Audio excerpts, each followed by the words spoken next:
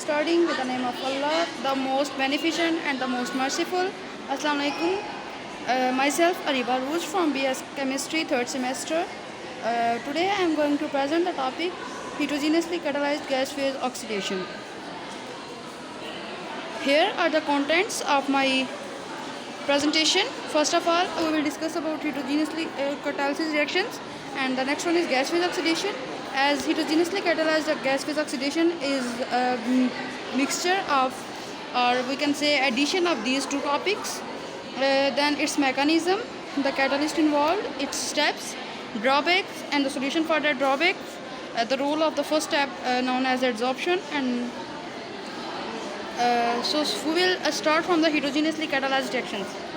Basically, heterogeneously catalyzed reactions are the reactions in which the catalyst and the reacting, or we can say the substance going for the reaction, the reactant molecule or compound or a substance, both are present in physical phase, different physical phase. We can say that if the catalyst is present in the solid phase, then the reactant should be present in liquid or gas, but we have to first prefer the reactant. If the reactant is in gas phase, then the catalyst would be in liquid or solid phase. In the reactions, usually a catalyst is present in the solid phase. It is also called as contact catalysis. Why it is called contact catalysis? Because in these reactions, there is a contact, there is a physical contact or a chemical contact between the catalyst surface and the reacting species. It is of great industrial importance. This process is basically used in industries. For example, if we say the manufacturing of sulfuric acid, we have studied the contact process for the manufacture of sulfuric acid. So that's why that process is also called contact process, because there is a contact between the catalyst surface and the reacting species. Next, we will look at the gas phase oxidation. Gas phase oxidation basically is the oxidation of a substance present in gaseous phase. The substance, we can say that reactant, who is going to oxidize. The example is same as discussed earlier. Manufacture of contact process of manufacture of H2SO4. The sulfur dioxide is oxidized to sulfur trioxide in the presence of vanadium pentoxide as a catalyst. Now we will go toward our main topic, heterogeneously catalyzed gas phase oxidation. It is basically the oxidation of a substance present in gas phase while present in different phase from the catalyst. The substance which is going to oxidize is present in a different physical phase from the catalyst, and as we were saying, heterogeneously catalyzed gas phase oxidation, then the reactant must be present in gas phase and the catalyst would be in liquid, either liquid or solid phase. Next, we will look at the examples. A well-known example of this process is the oxidation of ethylene. We can oxidize the ethylene either by oxygen or by air, as air also contains oxygen. The catalyst involved in this process is the silver spotted on alumina. The contact time is 1 to 4 seconds and the yield is 70 to 75% ethylene oxide. Mechanism. The basic mechanism of this reaction is not well understood by the scientists, as researches is going on to understand the mechanism, but there is no successful research which can say that this is the mechanism of the reaction. One day, inshallah, the mechanism will also be introduced. Next, catalyst.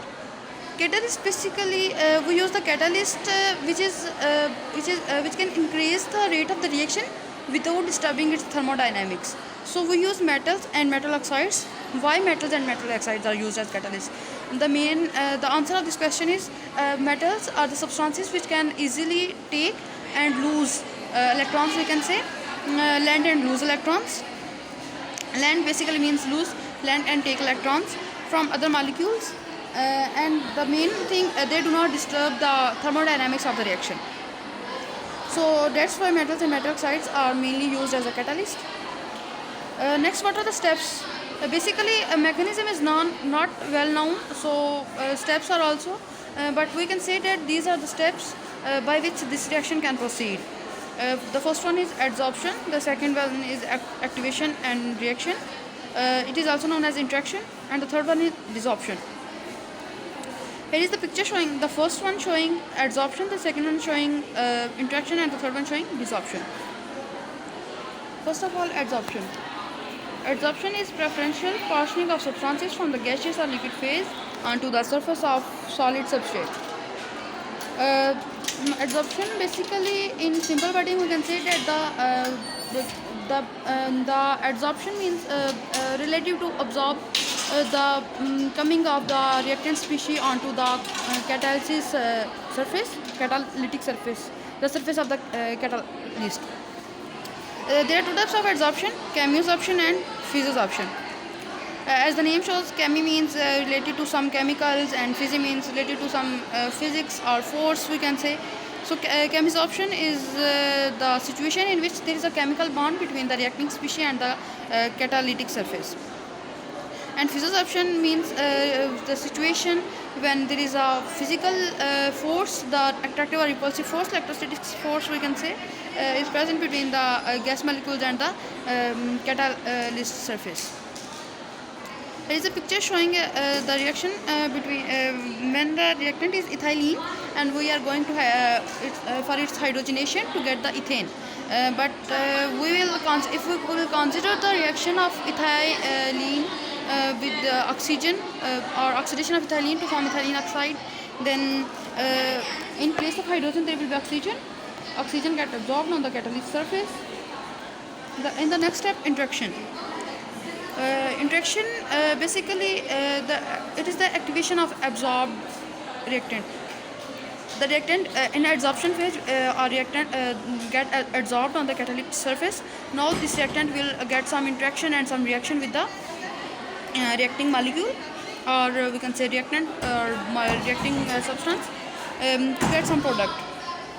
In the picture we can say that we can see that there is an interaction going between hydrogen and ethylene to get ethane.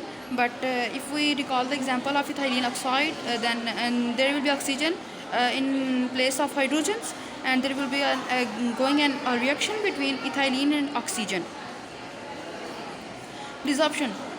It is basically the reverse of adsorption. We can say that the opposite of adsorption. In adsorption, there is the reacting molecule come into contact with the catalytic surface. Now the product form will get separate or detached from the catalyst surface. This is the desorption. The picture showing the product formed ethane, but in case of ethylene it will be ethylene oxide. It gets detached or gets separate from the catalyst surface. Here are some drawbacks of the reaction. As we know that the oxidation reaction is mostly is of exothermic nature, so there will be generation of heat, and due to the activity of catalyst there will also generate some heat, and the overall heat will make the system overheating, and there will be a low production of the product. So because we don't have any specific process or tool to remove the heat becoming from the reaction, so there will be an overheating and low production. We can solve the reaction this problem by using tubular or fluidized bed reactors. The picture of these reactors is given. In these reactors, we introduce gas. Gas is basically is the reactant that is present in gaseous phase. The reactor will get here, and the distributors present distribute the reactor thoroughly in the reactor. From the upper side, we introduce the catalyst. Solid basically is the catalyst. In the heart of this reactor, there will be reaction according to that steps we have studied earlier. The catalyst surface, the catalyst is solid, so at its surface the reacting gas molecules get and adsorb, interact, and then dissolve. So our product is formed.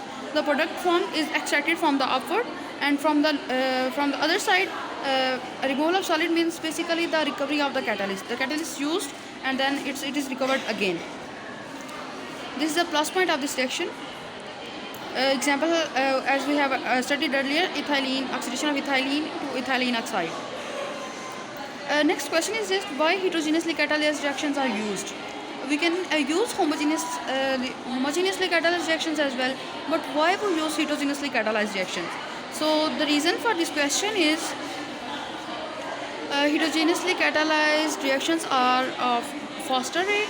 Their rate of reaction is faster as compared to homogeneously catalyzed reactions. There is a large scale production, as we have studied in the manufacture of sulfuric acid. There is a selective product formation. We got the product of our own choice. We don't get any side products as well. So the operational cost is very low, and if there is damage during the process, so we can easily recover the machinery. Its machinery lower operational cost means the machinery used in this process is not very costly. They have high thermal stability. As we have studied earlier, the reaction is of exothermic nature, and there is a heat generation due to catalyst activity. So the heterogeneously catalyzed reactions can withstand with high temperature. They are thermally stable. If we use homogeneous catalyzed, then they must got damage due to due to the temperature, due to the thermal conditions there. So and as we have studied earlier, the catalyst used in fluidized bed reactor, we at the end of the reaction we recover that catalyst. So expensive catalyst can be recovered easily, and it can also withstand. Robustness is also means to withstand the adverse conditions. Means if there is a high temperature, then the machinery will not got any damage. Role of adsorption. Adsorption is, we recall, the first step of this reaction, in which the reacting molecule gets adsorbed on the surface of the catalyst. So it plays important role as when the adsorption occurs, there will be a heat. As we know that there will be a bond formation, a chemical bond formation between the catalyst surface and the reacting molecule.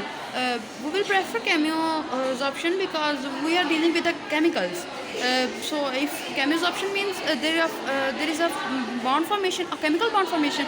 So when there is a chemical bond, there will be a release of heat.